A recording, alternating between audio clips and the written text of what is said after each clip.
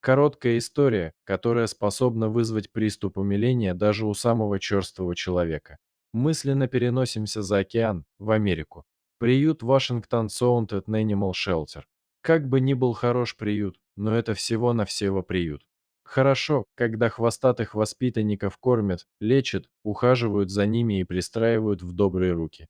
Но решают все люди, вернее, их отношение к делу. Обычное человеческое неравнодушие, желание разобраться и помочь. И пусть речь идет о всего-навсего собаке. Добрый знакомый автора этих строк как-то метко выразился: собака тоже человек. Пожалуй, с таким утверждением следует согласиться. А теперь к делу. Пес Роско Росце – самый обычный приютский пес. Попал в приют совсем молодым, почти что щенком. Даже кличку получил здесь же.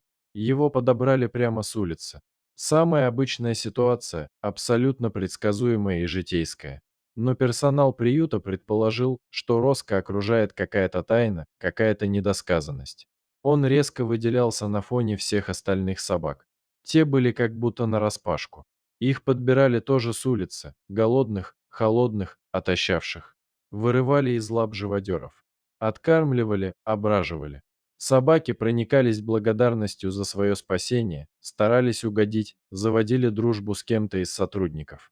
Это нормальная и естественная реакция. Собаки чувствуют добрые к себе отношения и отвечают еще большим добром. Но Роско был не таким.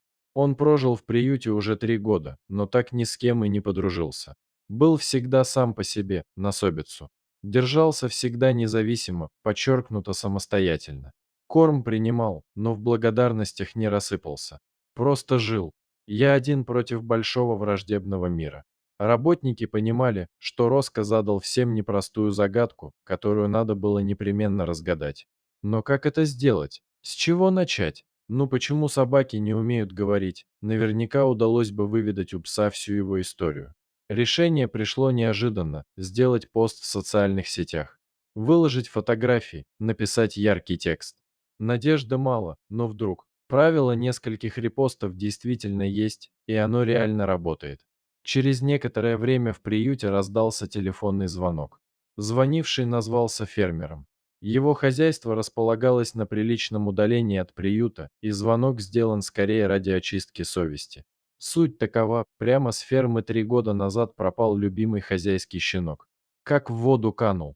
Его звали, искали, но результатов ноль. Какое-то время человек просматривал объявления и фото собак в приютах, а затем смирился с потерей.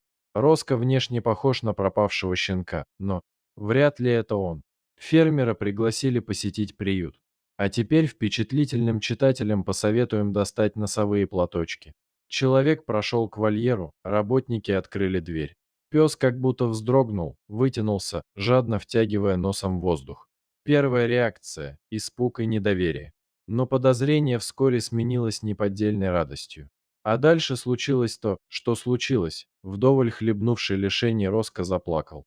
Прослезился и его хозяин. Хэппи-энд, счастливое воссоединение спустя годы. Да и Роско оказался не Роско, его настоящая кличка Рантрунд, коротышка в переводе.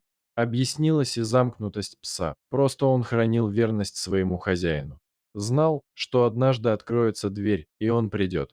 Так оно, по счастливому стечению обстоятельств, и случилось. Единственный раз за 3 года хмурый и неприветливый Роско Рант позволил себя погладить и обнять. И сделать это удалось только любящему хозяину и никому другому. Рождественская история? Безусловно, да. Эти двое заслужили свое счастье. Ныне верный пес уже дома, на своей родной ферме. Будем надеяться, что все неприятности в его жизни остались далеко позади.